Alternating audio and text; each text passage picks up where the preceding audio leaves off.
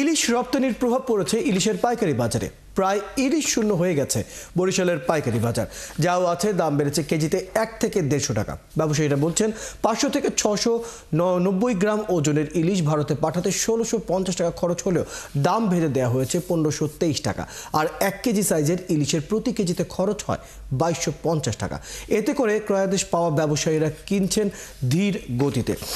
এ নিয়ে আরো বিস্তারিত জানাতে আমাদের সাথে আমাদের সহকর্মী বিধান সরকার যুক্ত হচ্ছেন। বিধান সরকার, এই যে ইলিশের দামের বর্তমান যে পরিস্থিতি, কেন দাম বাড়ছে এবং বলা হচ্ছে রপ্তানির যে ঘটনাটি রয়েছে সেটির প্রভাব বাজারে পড়ছে, কতটুকু দেখেছেন সেই প্রভাব আপনি?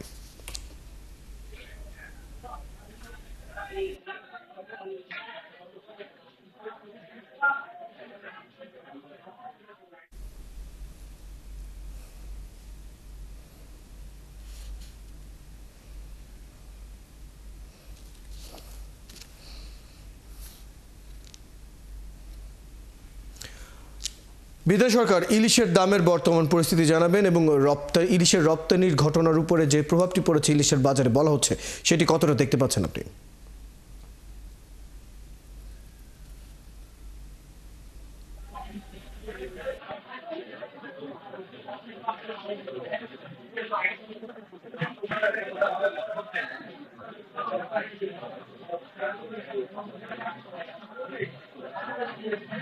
রয়্যাল আপনাকে বলতে পারি যে আজকের যে এখন কিন্তু ভরা মৌসুম এবং সামনে আপনার সম্ভবত 10 থেকে 12 অক্টোবরের মধ্যে আপনার সেই আবার যে ইলিশের যে নিষেধাজ্ঞা, সেই নিষেধাজ্ঞা আসতে পারে।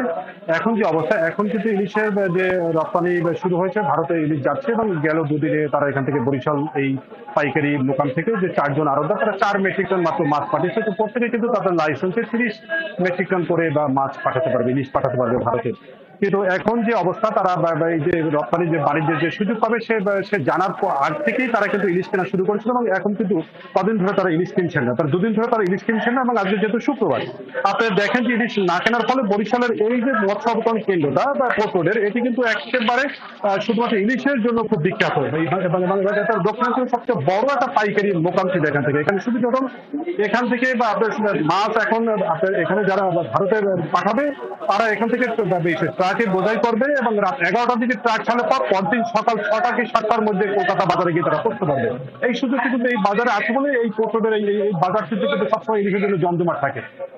এই সময় আপনার যে ইলিশ থাকার কথা ছিল, একেবারে মনে করেন যে 1.5 থেকে 2,000 মণ ইলিশ থাকার কথা ছিল, কিন্তু আমরা এখন দেখলাম কিছু মাছ ভোলা থেকে এসে, যেহেতু স্থানীয় নদ এবং নদীতে কোনো ইলিশের দেখা নেই এবং যার ফলে একটা কিন্তু ক্রাইসিস চলছে।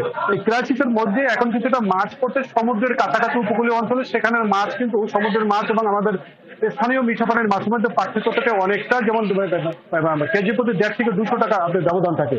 এবং যার ফলে আপনাকে বলতে পারি যে এখান থেকে যে মাছটা রপ্তানি করার কথা, সেটি হলো যে একেবারে স্থানীয় যে নদীর মাছ, যে মিঠা পানির মাছ, সেটাই কিন্তু ভারতে চাচ্ছে বা তারা চায় যে পদ্মার ইলিশ খাওয়ার জন্য। সেটা আমাদের যে পদ্মার ইলিশ এবং আমাদের স্থানীয় নদীর যে মাছ, তার স্বাদ একটা আলাদা।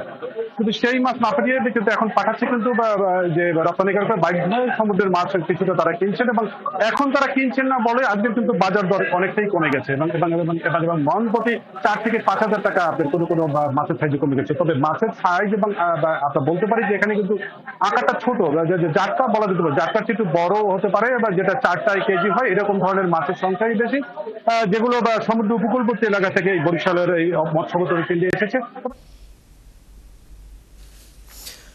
ধন্যবাদ বিধান সরকার।